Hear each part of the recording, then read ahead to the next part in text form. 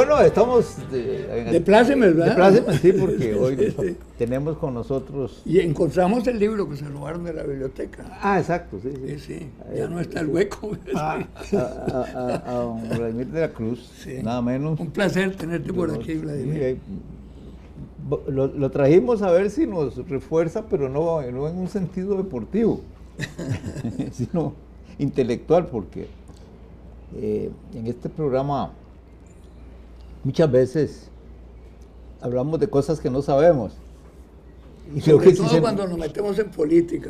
No, y en historia. Y en historia. Ese químico que está hablando de historia.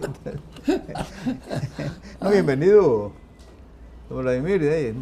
Nosotros nos conocemos desde hace muchos años y eso de saludarnos no calza, pero muchas gracias más bien por la invitación a participar con ustedes en Así es la Cosa, y un programa que además yo sigo por radio, así que es otro vagabundo. Es una cosa que está ahí pendiente. Obviamente con Fernando tenemos una larguísima amistad. Es más, le debo una rosa, él sabe por qué. Y una cruz. No sé si se acuerda. Una rosa y una cruz. No, era un cuento viejo que él me contó a mí, después se le olvidó y yo me lo apropié. Sí, ¿te acuerdas? Sí. Y con hasta en el periódico quedó grabado, hablamos de eso. El reclamo. Fíjate que me pongo a inventar un cuento en un grupo de amigos. En una mesa, que no era de tragos, era de... Y bueno, después se me ocurre que mejor lo escribo. Y se me olvidó un detalle que solo el hombre recordaba. Y le pedí, le rogué. Devolvémelo. Y no hubo manera. No hubo manera. Ahí se perdió. La literatura nacional perdió una joya. Así es. Pretencioso. Pero fue muy divertido ese episodio. Porque claro. Durante mucho tiempo yo estaba obsesionado con encontrarte. Y yo creo que ya se te olvidó todo, igual que a mí. Tengo alguna nota sobre eso, tengo que buscarla. ¿Sí? Es que a mí se me ha traspapelado, pero ahí en algún momento aparece. De una rosa. Una rosa, sí. Una rosa. Sí, el cuento era sobre una rosa que estábamos en una mesa y como Fernando es tan imaginativo, estábamos tratando de hacer pequeñas narraciones y entonces se le ocurrió hacer un cuento de una rosa, pero así, al instante. Y de ahí surgió, después se le olvidó y yo me lo apropié. Aquel que la ponía en la ventana, ¿cómo se llamaba ese cuento? Precioso. No, era invención. Sí. Al instante. Era mi invención, pero... Dime una cosa, es que yo lo he buscado realmente, por ¿cuál es partes ese? no lo he encontrado, pero Roberto Fernández insistía en que él lo había leído y Beto Cañas y Fósforo. Entonces yo lo di por un hecho, que hay un libro de Juan 23 que se llama La Rosa y la Cruz, porque él era Rosacruz. Y dije yo, puta, ¿cómo? Papa. Sí, antes de ser papa, desde luego. Y no le he podido encontrar en ningún lado. Y he recorrido todas las librerías que conozco. Y me dicen, ¿qué? Juan 23, La Rosa y la Cruz.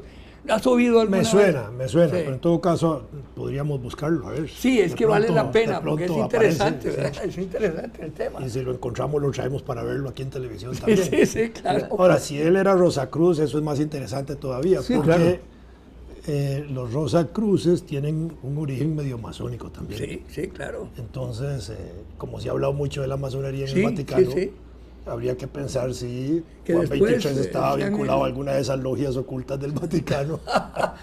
Es que tuvo después de, no recuerdo, creo que era cuando aquella persecución de los hugonotes y todo, que los masones ocultaron en Francia, en París, a un montón de... Y la iglesia rompió con... ¿quién fue? ¿Cuál papa fue? No me acuerdo. Pío IX. Y después, mi papá era grado 33 y tenía todas las historias y tal. Y después, el que dice aquel carajo que mataron, que le dieron caldo de pollo. Caldo de pollo. Juan Pablo I, el Papa de la Sonrisa. Lo único que le conocimos fue la sonrisa, no supimos lo que pensaba. Bueno, pero él fue el que acercó nuevamente por medio del banco, no me acuerdo cómo se llama, el banco famoso del Vaticano. Ambrosiano, acercó otra vez a la masonería. Tal vez por eso lo mataron. Bueno, Monseñor Arrieta, aquí en Costa Rica, escribió una vez media página diciendo que los católicos podían ingresar a la masonería. Sí, lo recuerdo. Porque porque dando a entender que era una organización filantrópica, que tenía fines altruistas, que se suponía que ahí había gente que creía en ideas superiores, etcétera, y entonces se pronunció en esa dirección. Bueno, el eje de a la gloria del gran arquitecto del universo denota que sí tienen una fe profunda en un solo Dios. En un principio de vida. En un principio de vida. Es, fundamentalmente un ateo podría estar ahí si el principio de vida es la materia, digámoslo así. Sí. Ese es el punto. Yo me acuerdo, yo he contado que en Alajuela había una logia un poquito lujosa para Alajuela, digamos, y tenía un frontispicio muy grande, y entonces a lo largo de él estaban esas letras separadas por un triangulito, ¿verdad? Tres puntos. Y entonces mi mamá, católica, y con todos los lastres del catolicismo bayunco de la abuela, me recomendaba que cuando yo iba para la agonía no pasara por ahí. Entonces yo atenuaba el pecado pasando por la acera de enfrente. Si iba por yo cambiaba. Y claro, siempre pasaba leyendo esa. Yo no sabía que algo de gato decía. Yo leía algo de gato. Bueno, esas cosas de la. Que por cierto, conversábamos de eso antes del misticismo mal entendido, y la idea del laicismo como propuesta al fanatismo, ¿verdad? Sí, que lo conoce por lo general. En Alajuela había dos máculas de ese tipo, pero digamos de esa índole, y eran vecinas. Una era la logia masónica, que por cierto, y repito, era un poco grande el edificio, y el otro era una imprenta, ahora déjame abrir, yo con los apellidos corrientes me enredo. Esa imprenta imprimía una revistita anarquista que se llamaba El Sol. El Sol, la dirigía el doctor Morelos. Exacto. Y yo era... yo tengo 1 o 2 periódicos de esos. Pero tengo que buscarlos, un día los traemos. Yo la leía ocasionalmente y claro, no entendía nada. Todavía yo seguro leían la parte en que él escribía en esperanto. Porque ahí tenían una sección de esperanto. Sí. Y lo divertido es que después yo a los 11 años me fui para Cuba, vos sabes, estuve hasta los 17. Y allá no hablaba. En toda la década del 50 estuve estuve del 50 al 57. Sí. Estuvo viendo ahí el proceso de insurgente. Sí. Y entonces... Y salió huyendo cuando cayó. No, pero en... La revista esa era conocida por mucha gente. El Sol. Sí, claro. Eso es lo que recuerdo. Me asombró, porque era una revista que yo creía que circulaba en 3 cuadras de Alajuela, ¿no? No. Era conocida. En San José yo tengo un ejemplar, ahí llegaba. Bueno. ¿Cómo se llama esa imprenta? No me acuerdo la imprenta. Es un apellido, es de la imprenta Solano Rodríguez Pérez, no sé, Angulo. Tormo. Tiene un apellido. Es que en eso hay que siempre vale la pena aclararlo. La gente se confunde entre el impresor y el editor, ¿no? El impresor probablemente nunca sabe lo que está imprimiendo. A propósito de Alajuela, yo no soy alajuelense tampoco. Pero por dicha. Pero aquí está Fernando, entonces voy a provocarlo, porque hablando de esos anarquistas, porque el doctor Morelos era anarquista, y hubo anarquismo en Costa Rica a principios del siglo XX, importante. El anarquismo usaba como símbolo el rojo y el negro. El rojo por la vida, por la lucha, y el negro por los que habían caído en la lucha. Y yo tengo la impresión, yo no me he metido en la historia del fútbol costarricense, de que cuando desarrollan la liga y meten la bandera roja y negra es porque había influencia anarquista en ese momento. Me gusta. Y lo mismo la idea del Club Es por la Libertad a principios del siglo XX, porque los anarquistas también ponían ese tipo de nombres, libertad, ponían nombres geográficos, a las hijas. Europa, América, así, ¿verdad? Yo amenazaba Yo amenazaba a mi señora cuando iban a hacer el primer gulilla, le decía, pongámosle Chimborazo, Momotombo. En mi familia putativa de la abuela hay un antecedente, había un catalán de apellido Viñet, que también era anarquista. Es que en España y fue le puso muy serio. a una hija, a una hija le puso Libertad. Sí. Eso. No, le ponían Independencia, Libertad, América, Europa, eran nombres así de ese tipo, sí, claro. Mira vos, bueno, son cosas que ya no se dan mucho, porque ahora te tienen que llamar Ingrid, Shirley. Cualquier marca de zapato. Sí, a mí me llegó una vez un regalito que consistía en un cuadro pintado por niños de la escuela Omar Dengo, no me acuerdo, 5º grado creo que era, y venía con una tarjetita firmada por 55 niños y niñas de esa escuela, y bueno, lo recibí con mucho cariño, me impresionó mucho porque yo no había hecho nada para merecer eso, pero en todo caso, cuando me voy fijando bien, descubrí esto: de los 55 nombres, solo 5 no eran ingleses, al contrario, 10-1. Los demás eran Shirley, Taylor, todas esas.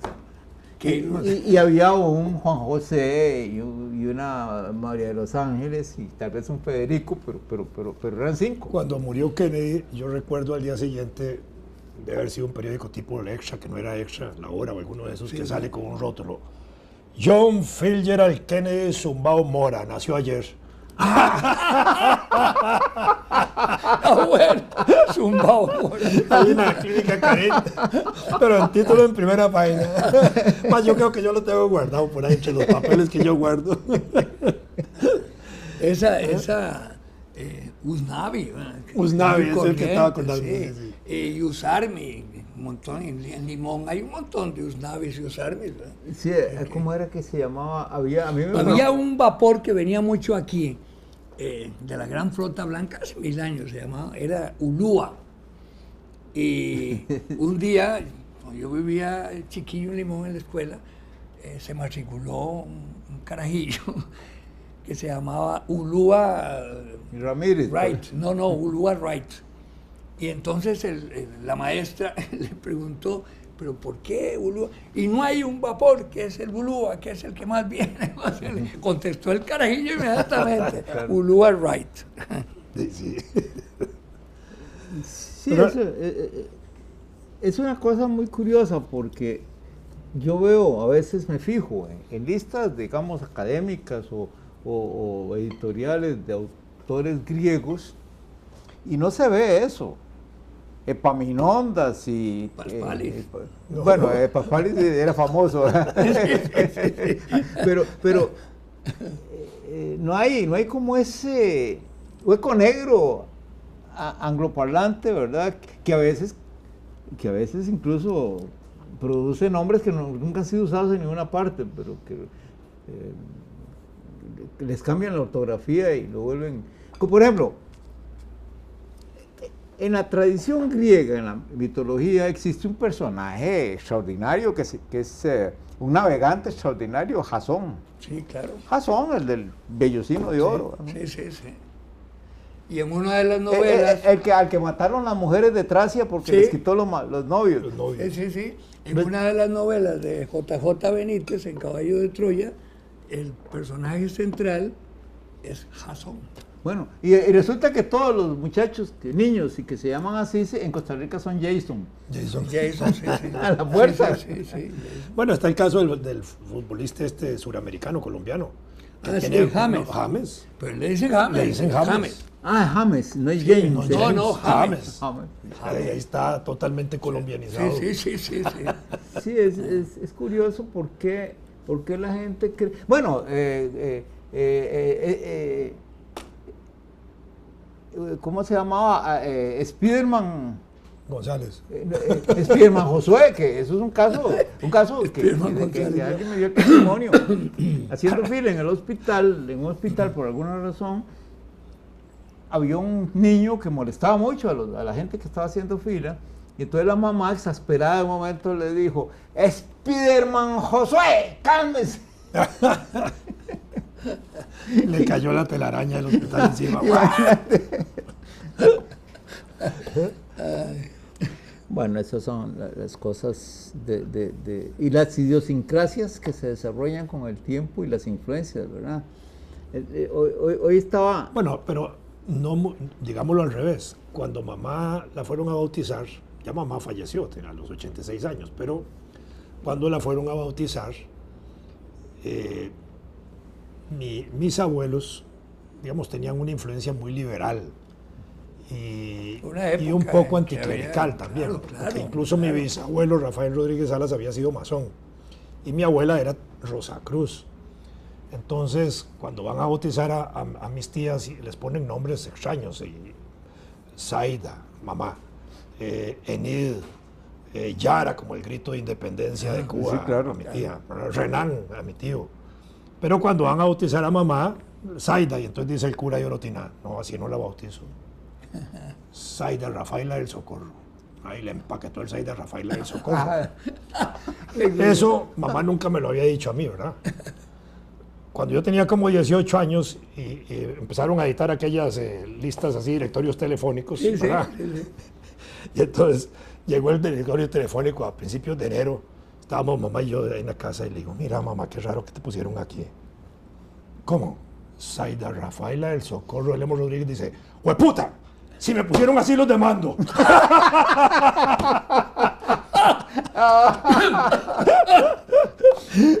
Ay, porque yo había descubierto que le habían bautizado de esa manera. Pero esa era la forma de meter nombres, además. Sí, porque claro. Ahí el cura dijo: así no la bautizo, tiene que meterle un nombre religioso. Ese cuento de aquel... Ahora más bien están metiendo tijera para no poner dobles nombres. Aquel campesino que llegó con el niño a bautizarlo, y entonces le dijo el sacerdote: bueno, ¿cómo le quiere poner? Camote Tigre 14. ¿Cómo? Eso no es un nombre. Ay, no hay un Papa León 13.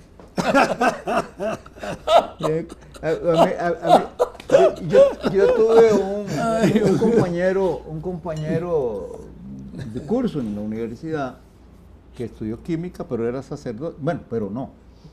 Estudió química y era sacerdote. Es decir, no hay pero. Entonces, resulta que... ¿Por qué un sacerdote no puede estudiar? No, por eso. Cuando dije pero, me di cuenta de que estaba haciendo... Era un problema de ciencia. Era un sacerdote que llevaba cursos ya de años superiores de química, y a mí me tocó tenerlo de compañero en un curso. Y me contó que una vez él estaba de sacerdote ahí por un lugar de la provincia de Alajuela, y que llegó, se tuvo que pelear con los padres de una niña a la que querían bautizar con el nombre de acetofenona. Sí, claro. Mira, sería el colmo. Yo, estudiante de química, ¿cómo le iba a poner acetofenona? Acordate del cuento de Beto Caños, que lo contó aquí hace mucho tiempo, que dice que quería bautizar a la niña Frigidaire. Y entonces le dice el sacerdote: pero usted no sabe que es Frigidaire y que esa es una marca de una refrigeradora. Póngale un nombre bíblico. ¿Por qué no le pone María? Y ahí eso no es una marca de fábrica de galletas. El cuento de Beto Caña nunca se me olvida. Ahora, en esto de los nombres, hay algo que también como historiador me gustaría como picarte la curiosidad, porque se habla mucho de la, digamos, del contingente sefardita que formó la sociedad costarricense al principio, y hay muchos indicios, ¿verdad? Sí, claro. Pero ¿cómo es que eso se refleja en la sociedad costarricense? No, en los nombres de las personas, porque claro, cuando se vienen los apellidos no puede haber, porque generalmente eran de origen geográfico, ¿verdad? Digamos, sí. Si alguien se apellida Valencia, uno sabe por dónde viene alguien que vino de Valencia, ¿verdad? Sí, así es. Pero en los nombres propios eso no queda como... Lo que pasa es que, digamos, cuando Cristóbal Colón sale de Europa, ¿verdad? El 4 de agosto. ¿Fue el 4? 4 de 1492, ¿verdad? Era el día que se cerraba el plazo para la expulsión de los judíos. Entonces, o se convertían o salían de España. Entonces, de ahí se ha regado la leyenda esa de que ahí se montaron todos los judíos que querían venir no cabían en el barco, ¿verdad? No cabían. Los 400 que querían venir con él ahí. Y entonces de ahí se metió esa... Hasta ahí llegó Chabela la Católica. No, pero tal vez sí sea cierto. Sí es cierto que algunos, por lo entonces, menos... hay toda una... no una leyenda, hay toda una tradición de que cuenta de que ahí hay una influencia judía muy importante. Un médico psiquiatra venezolano, Francisco Herrera Luca, un gran novelista de paso, claro, un gran novelista ya fallecido, publicó... Perdón, ese es el autor de La Casa del Pez que escupe en el agua. Que fuma. Sí. Que escupe en el agua. Y tiene 2 o 3 muy buenos. Los Amos del Valle. Sí, Los Amos del Valle. Tiene una obra muy rica, verdaderamente. Y la Bob del es el negro, urogallo. Eso, el urogallo. Buenísimo. Sí. En ese, Herrera Luque tiene un trabajo sobre las psicopatologías de los conquistadores, que es muy interesante. Y entonces analiza conquistador por conquistador con todas sus tradiciones, con toda la información psiquiátrica que puede, y entonces trata de demostrar que todos los males de esa naturaleza nos los trajeron ellos, ¿verdad? Bueno, dicen que hay que tenemos que aterrizar. Pero eso no quiere decir es uno. Es que nos quedamos un buen rato. Está bien.